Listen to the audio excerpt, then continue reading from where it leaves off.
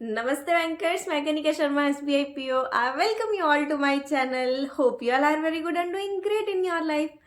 तो आप सब जो हैं SBI PO प्री की तैयारी कर रहे होंगे एंड PO प्री जो फर्स्ट शिफ्ट है वो 17th ऑफ दिसंबर को है एंड 3 to 4 डेज ही रह गए हैं उसके लिए।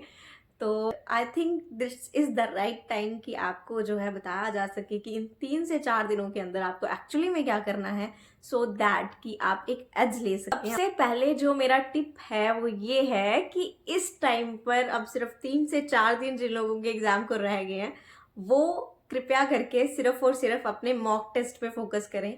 मॉक टेस्ट लगाइए, एटलीस्ट आप लोग जो है 5 से 6 मॉक टेस्ट तो लगा लीजिए इन 3 से 4 दिनों के अंदर।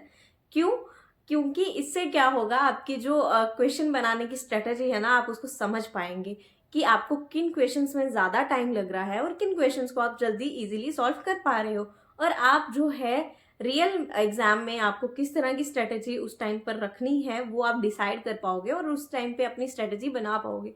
बिकॉज बहुत सारे लोगों की रीजनिंग स्ट्रांग होती है, बहुत सारों की क्वांट स्ट्रांग होती है और बहुत सारों की इंग्लिश स्ट्रांग होती है। जिनका जो स्ट्रांग टॉपिक है या जो स्ट्रांग सब्जेक्ट है उस सब्जेक्ट पे ज़्यादा फोकस करिए, क्योंकि आपको क्या करना है उस सब्जेक्ट में मैक्सिमम ऑफ मैक्सिमम स्कोर करने की ट्राई करनी है। अगर आपका रीजनिंग जो है अच्छा है तो ट्राई करिए कि 30 to 35 के बीच में आपके क्वेश्चंस उसमें बन जाएं। अगर आपका क्वांट स्ट्रांग है तो उसमें भी 30 to 35 के बीच में ट्राई करना है आपको। एंड अगर आपका इंग्लिश स्ट्रांग है तो आपको उसमें जो है 28 to 30 के बीच में ट्राई करना है कि आप इतना स्कोर तो कर लें उसमें से। बिकॉज आपको एक सब्जेक्ट जो है उसमें एज लेना ही पड़ेगा, तभी जाके आप जो बाकी सब्जेक्ट्स में अगर थोड़े से वीक पढ़ रहे हैं तो उसमें आप थोड़ी सी रिलैक्सेशन ले सकते हैं। तो आपको ट्राई करना है, अगर आपका कोई सब्जेक्ट जो है अच्छा है तो उसको और अच्छा करने की ट्राई करिए। उसके बेस्ड जिस सब्जेक्ट के बेस्ड जो भी आपका सब्जेक्ट अच्छा है उसके बेस्ड आप सेक्शनल टेस्ट लगाइए, क्विजेस लगाइए, मैक्स ऑफ द मैक्स। जितने ज़्यादा क्विज इस टाइम पे लगा सकते हो वो लगाओ, लेकिन इसका मतलब ये नहीं है कि आपको बहुत ज़्यादा जो है हाइपर हो जाना है। इस क्विज को लगाने का मतलब क्या है आपका, या मॉक टेस्ट को लगाने का मतलब क्या है, वो ये है कि आपकी स्पीड एंड एक्यूरेसी मेंटेन हो एंड आप वो प्रेशर जो है ना बार बार खुद को फील करवाइए। इससे क्या होगा, जब आप बार बार अपने आप को 5-6 मॉक टेस्ट लगाने के बाद वो एग्जाम का प्रेशर फील करवाएंगे तो रियल एग्जाम में आपको उतना प्रेशर फील नहीं होगा। टू बी वेरी फ्रैंक, ये चीज़ आपको रियलाइज खुद होएगी जब आप लोग एग्जाम में बैठोगे ना, अगर आपने इतना जो है प्रैक्टिस कर ली होएगी 3 से 4 दिनों में। बिकॉज आपका ना हाथ और आपका ब्रेन एकदम सिंक में काम करेगा। आप ये चीज़ इम्प्लीमेंट जब करोगे आपको खुद फील होएगी। तो जितने ज़्यादा क्विज इस टाइम पे लगा सकते हो वो लगाओ, जितने ज़्यादा मॉक टेस्ट इस टाइम पे लगा सकते हो वो लगाओ। बट इसका मतलब ये नहीं है कि आपने बहुत सारे मॉक टेस्ट लगा लिए लेकिन एनालाइज एक को भी नहीं किया। तो एनालाइज भी करना है। यानी क्या हुआ, दिन में 2 मॉक टेस्ट तो आप इजीली लगा सकते हो। 60 मिनट का मॉक टेस्ट होता है। मेंस का मॉक टेस्ट तो है नहीं है कि 3 घंटे चलेगा।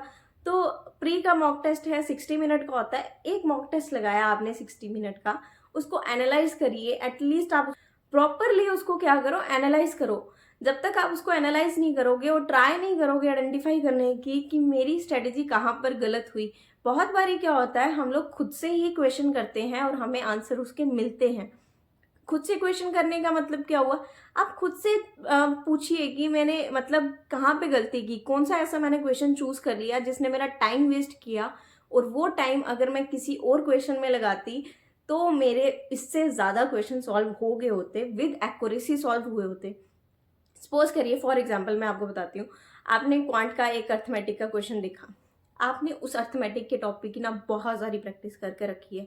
मतलब इतनी प्रैक्टिस की है कि आपको बाय हार्ट उसके फॉर्मूलाज वगैरह सब आते हैं। बट वो क्वेश्चन जो था ना वो थोड़ा ट्रिकी था और थोड़ा लेंदी था। ठीक है, आपने देखा कि लेंदी भी है एंड ट्रिकी भी है। थोड़ी सी जो इसकी लैंग्वेज है वो भी समझने में थोड़ी सी डिफिकल्टी होगी, मुझे इसमें थोड़ा जो है टाइम इन्वेस्ट करना पड़ेगा।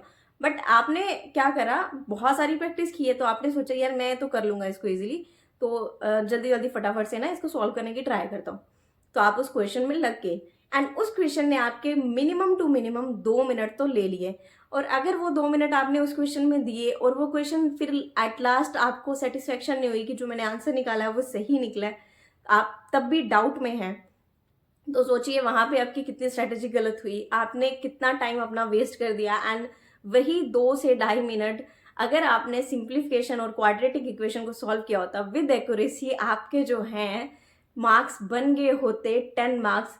2 मिनट में चलो आपने सिर्फ सिंप्लीफिकेशन ही सॉल्व करी होती ना 5 क्वेश्चन, तो आपके 5 के 5 नंबर वहाँ पे फिक्स थे। तो इस तरह से जो है ना, आपको किसी भी क्वेश्चन को अपनी क्या कहते हैं ना ईगो पे नहीं लेना है कि आपने बहुत सारी प्रैक्टिस की है तो आप इजीली इस क्वेश्चन को सॉल्व कर लोगे। हो सकता है यार वो ट्रिकी क्वेश्चन उन्होंने फ्रेम कर दिया हो, नहीं आप सॉल्व कर पाओ, क्योंकि एग्जाम का प्रेशर ही वैसा होता है। बिकॉज हम जो लाइन पढ़ रहे होते हैं ना, वो लाइन भी हम ना बहुत बारी गलत से जो है रीड कर लेते हैं। ये एग्जाम प्रेशर है, रियल में इस चीज़ को मैंने भी एक्सपीरियंस किया है और आप सबने भी बहुत बारी एक्सपीरियंस किया होगा।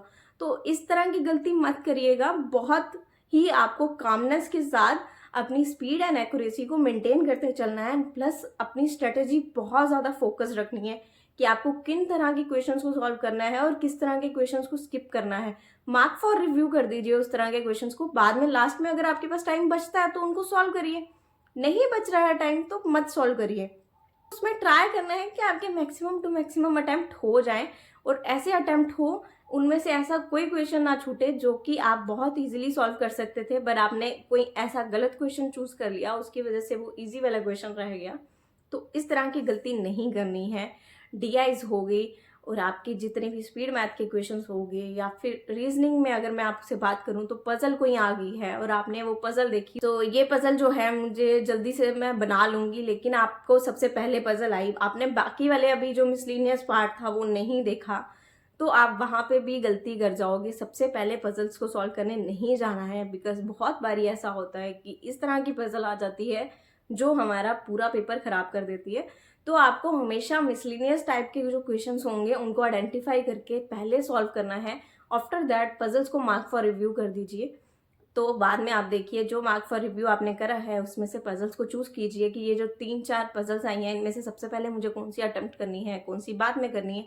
तो ट्राई करिए कि 7 to 8 मिनट में पहले मिसलिनियस टाइप के क्वेश्चन को आप सॉल्व कर लीजिए। उसके बाद जो 12 to 13 मिनट आपके पास बचते हैं मिसलिनियस क्वेश्चन को खत्म करने के बाद, वो आपको इन्वेस्ट करना है अपनी पजल्स में। सेम ऐसा ही आपको जो है क्वांट के सेक्शन में करना है। आपको सबसे पहले जो है स्पीड मैथ के क्वेश्चंस को खत्म करना है, आफ्टर दैट आपको डीआईस को खत्म करना है, फिर अर्थमेटिक पे जाना है। अर्थमेटिक का कोई भी क्वेश्चन अगर आपको लग रहा है कि मैंने इस टॉपिक को बहुत प्रैक्टिस करा है, जल्दी सॉल्व हो जाएगा, तो उसको मार्क फॉर रिव्यू कर दीजिए। और जब अर्थमेटिक के क्वेश्चन रह जाते हैं तो सबसे पहले वही क्वेश्चन उठाइए मार्क फॉर रिव्यू वाले अर्थमेटिक के, वो वाले सॉल्व करिए। बट ऐसा मत करिए कि आप सबसे पहले अर्थमेटिक पे चले जाइए एंड जो सोचिए कि मैं चलो सबसे पहले अर्थमेटिक ही सॉल्व करता हूँ। एंड प्लस अगर सिंप्लीफिकेशन के 5 क्वेश्चन आते हैं ना, तो प्री में पीओ के हमेशा यही रहता है कि 3 क्वेश्चन जो होंगे बहुत ईजी होंगे एंड जो 2 क्वेश्चन होंगे बहुत कैलकुलेटिव होंगे। तो अगर आपको लग रहा है कि कोई एक ऐसा क्वेश्चन है जिसकी कैलकुलेशन में आप फंस सकते हैं, तो उसको भी मार्क फॉर रिव्यू करके बाद में देखिए, कोई इशू नहीं है। बिकॉज आपको अपनी स्ट्रेटेजी बहुत क्लियर रखनी होगी एग्जाम के दौरान। इस तरह की स्ट्रेटेजी लेके जाइए कि आपको क्या करना है, maximum to maximum with speed and accuracy score करना है, सो दैट कि आप जब एग्जाम हॉल से बाहर आए ना, एक पॉजिटिव सी स्माइल के साथ बाहर आए। इस तरह का कोई रिग्रेट लेके बाहर नहीं आए कि यार कुछ बहुत सारे आसान क्वेश्चंस थे जो मैं छोड़ गया, जो मैं कर सकता था, विद इन अ टाइम कर सकता था, बट मैंने बेवकूफ़ी की और मैंने कोई गलत क्वेश्चन चूज कर लिया। तो ये सब चीज़ें आप सीखेंगे कैसे? वो सीखेंगे मॉक टेस्ट से। तो मॉक लगाना बहुत ज़्यादा ज़रूरी है। ये 3 से 4 दिन जो आपके पास पड़े हैं, काइंडली इसको बहुत ज़्यादा यूज़ करिए मॉक्स लगाने में एंड क्विज लगाने में। जितने ज़्यादा मॉक लगाएंगे, जितने ज़्यादा क्विज लगाएंगे, उतने ज़्यादा जो है ना आप कॉन्फिडेंट एंड मोटिवेटेड फील करेंगे अंदर से। तो ट्राई करिए। अभी किसी भी तरह की कोई नई चीज़ आपको पढ़नी नहीं है, सिर्फ और सिर्फ रिवीजन करनी है, और वो रिवीजन भी आपको सिर्फ और सिर्फ मॉक टेस्ट एंड क्विजेस के बेसिस पे ही करनी है। जो सेक्शन आपकी स्ट्रांग है उस सेक्शन के सेक्शनल टेस्ट लगाइए, ज़्यादा से ज़्यादा सेक्शनल टेस्ट लगाइए और ट्राई करिए उन चीज़ों को बार बार बार बार बार बार एनालाइज करके आइडेंटिफाई करने की स्ट्रेटेजी अपनी फ्रेम करिए अपने अकॉर्डिंग। मैं जो स्ट्रेटेजी बताऊंगी वो शायद आप पे इम्प्लीमेंट ना होती हो, तो इसीलिए जब आप मॉक लगाएंगे ना, तो आप एक्चुअली में समझ पाएंगे कि मुझे कौन सी स्ट्रेटेजी फॉलो करनी है। हर एक की जो अपनी एबिलिटीज एंड कैपेबिलिटीज है ना वो अलग अलग होती हैं। आपको उस हिसाब से अपनी जो स्ट्रेटजी है ना उसको फ्रेम करना है। तो काइंडली बहुत सारे जो है ना पॉजिटिविटी के साथ जुट जाइए, अच्छे से प्रैक्टिस करिए। अभी भी कुछ बिगड़ा नहीं है, जितना आप लोगों ने पढ़ा है ना वो बहुत है आपको पास करवाने के लिए। बस आप गलती जो करेंगे वो करेंगे अपनी गलत स्ट्रैटेजी से। तो गलत स्ट्रैटेजी नहीं चूज करिएगा, इसलिए बहुत सारे मॉक लगाइए सो दैट आप एक अच्छी सी स्ट्रैटेजी के साथ जाएं और जो आपका रियल एग्जाम है उसमें बहुत अच्छा परफॉर्म करके आएं। All the best from my side. Hope you like this video. Do like, share, comment and subscribe. Thanks for watching.